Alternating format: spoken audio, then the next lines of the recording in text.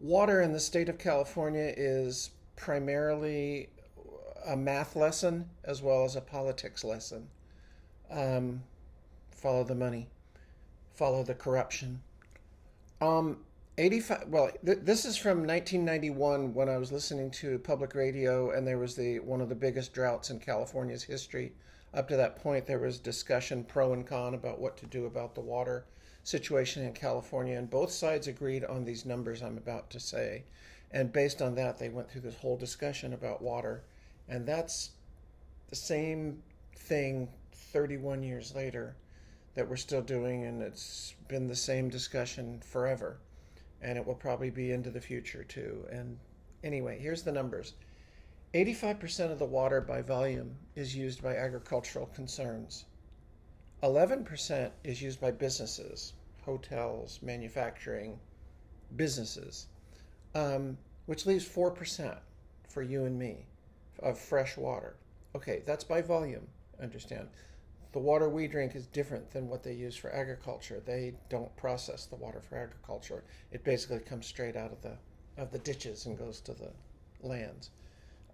Anyway, out of that 4%, about 3 points of that is basically used on lawns and trees and shrubs.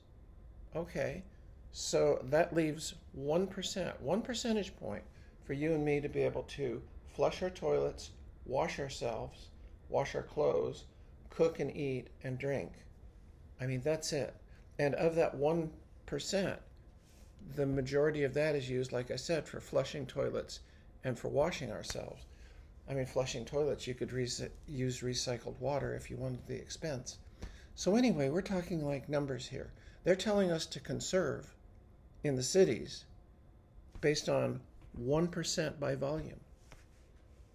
Well, what does that mean? That means that revenues for the water districts plummet.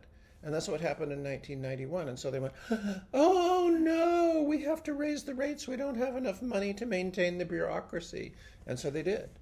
And so they screwed people after they started conserving. They basically got screwed because then the rates went up. You know, when you drop the revenue source, which is the consumption, well, the rates go up. So again, this is math. And that's what the bureaucrats always do and the politicians always do. They put it on the backs of the consumers because we're the ones who pretty much fund the entire system for the farmers and everybody. The farmers, which is a major part of California's business, it's a huge amount of California's overall business statewide. They are on subsidized land using subsidized water. They get subsidies for their crops. They get tax write-offs. They get sweetheart deals. And like I said, it's also corrupt as hell. I mean, you know, somebody like Devin Nunes is a perfect backdoor kind of thief that, you know, is exactly the right kind of guy for a place like Visalia. Because that place, the water systems there are as corrupt as they can be. So anyway, what's the point? You could reallocate water from a few farms, even a small amount from every farm, and you could double, triple, quadruple, quintuple the amount of fresh water, treated fresh water going to the cities. The cities don't need to cut back. We aren't the problem. We could irrigate all the lawns and trees from here to eternity, and it would barely, that 4%, it would barely even have an effect on anything.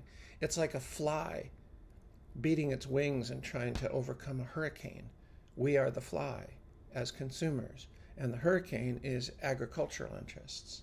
They're the ones that consume the most fresh water, and that's where your leverage point could be.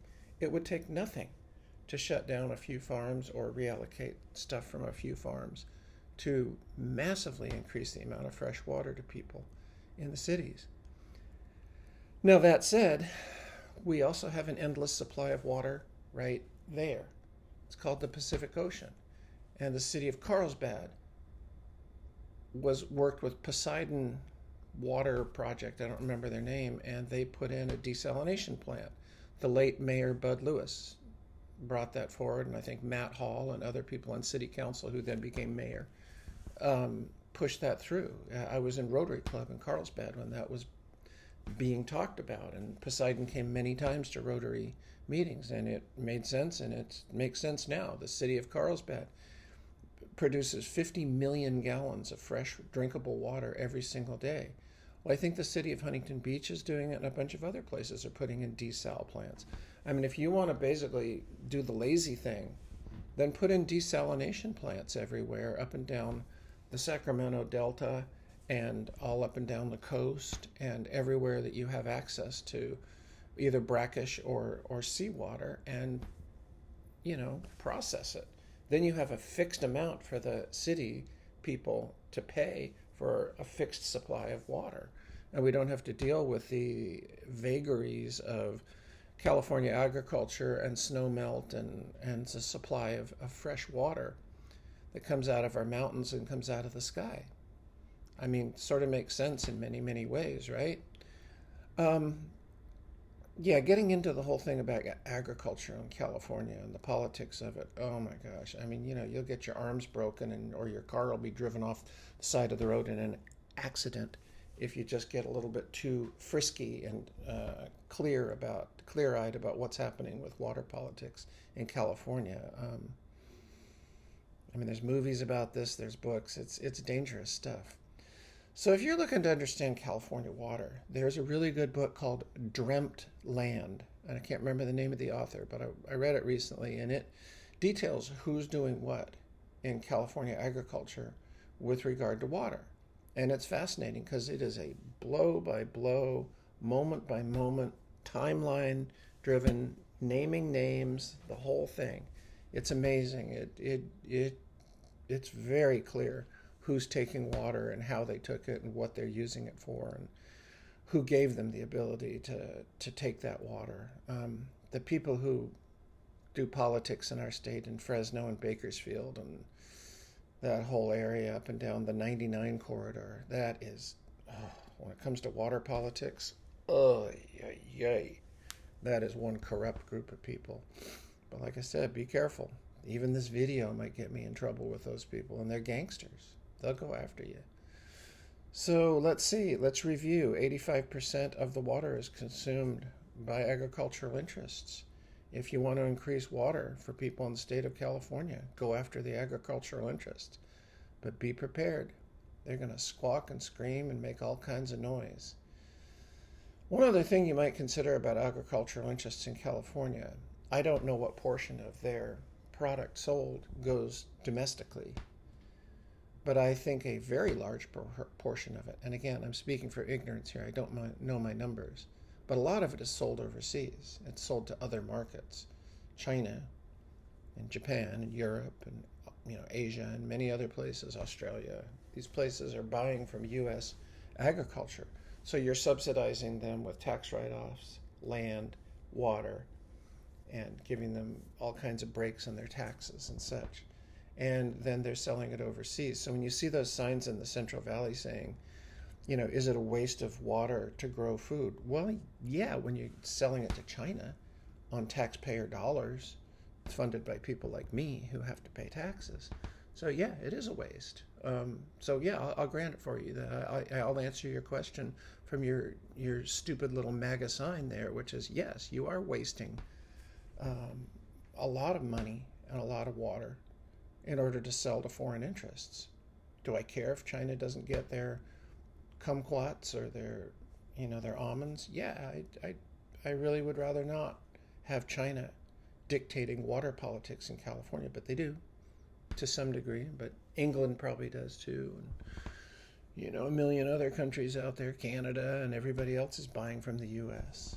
So it's a business. Agriculture is a big business. So 85% of the water is being consumed by them for business purposes, subsidized by taxpayers. So, yeah, what's the point here? We're in a drought. Big deal.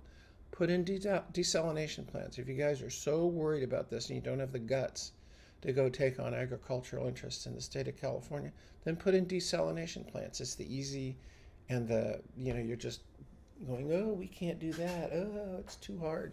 Well, okay. Then take on the expense of putting in the desalination plants. they're really inexpensive to run once you got them up and running, and they do an extremely good job. The city of Carlsbad makes money, huge amounts of money, selling their 50 million gallon allocation to other cities. The city of Carlsbad was rich when it started, and they've gotten even richer because of what Matt Hall and I can't remember his name, Bud Lewis put in. Um, so kudos to them, kudos to the city of Huntington Beach and anybody else. I think Seal Beach might have been putting in a desal plant, and Santa Barbara might have, I'm not sure. But this Poseiden group is this private public enterprise, meaning they go in and take money from the taxpayers to make money on us. Yay. Anyway, that's it for me on water politics. Read books, study. That's all I can tell you about this stuff. It will curl your hair. But be careful when you step into it. It's dangerous stuff. There's a movie with Jack Nicholson where he gets his nose cut in this thing trying to go after water politics for the city of Los Angeles, the Metropolitan Water District, and Mulholland. That's a whole thing. The Owens Valley and how they stole the land from people and blah, blah, blah. That's water politics is so filthy. But also read Dreamt. It's an excellent book for understanding water politics, blow by blow, place by place, city by city. There's a couple from Beverly Hills that the west side of the valley is basically run by them. They have the cuties and the pomegranate juice and the almond milk and stuff like that they sell. And they are, well, I don't know. I'm going to be careful about what I say about them. Read the book, and you make your own decisions about what they've done about that water project. The San Luis Reservoir, which was supposed to pipe water all the way to Los Angeles. And there's this pipe that goes into there at the end of this public road that is detailed in the book, and there's some question whether that was allowed or approved or whatever. That's dangerous stuff because those people are very rich and very powerful. The West Side couldn't grow anything until those people came in and tapped into the State Water Project. The San Luis Reservoir gets its water from the Feather River. The Reagan administration, when it was in the state, he was the governor, that's when they put in that project. And the intent was to pipe the water all the way to Los Angeles to, I think, Agoura Hills or Canyonland. It goes up over the mountains to out there. But these people on the west side tapped into it. Drive Highway 46 and I think 33 or 133, that area out there, the place where James Dean died, that area. If you drive around there and you drive around the agricultural areas in there, you end up seeing all the places where this couple has their land and uses that water. And it's all detailed in the book Dreamt. So, water politics. 85, 11, and 4. You and I are responsible for 4% of the water consumption in this state.